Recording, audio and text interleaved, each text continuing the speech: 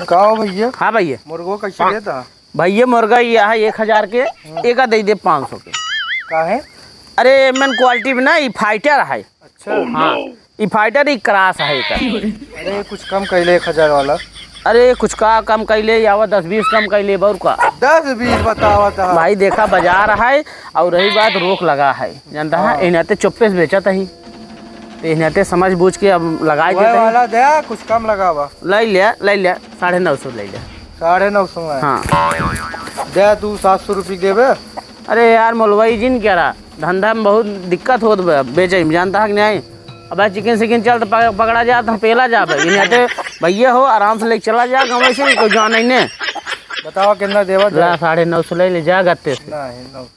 900 दे। अच्छा चला 950 ला पकड़। अरे यार पैसों लाओ चला जल्दी। हाँ दा पैसे दा। तो सब मुर्गा बेचा था। हाँ यार छोटू हम बतावे।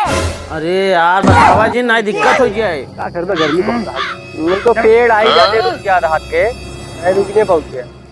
बाबू भैया 25 मुर्गा बेचत बा। नहीं चला सारे कितना देखा था रोके के बाद सारे दिया चला बताई।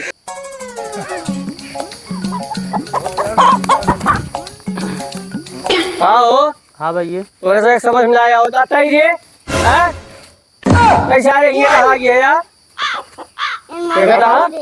सारे सामान लागा है आसान दूसरे सारे मुर्गा बेच रहा है क्या? मेरे घूमने में गलती हुई बहुत है।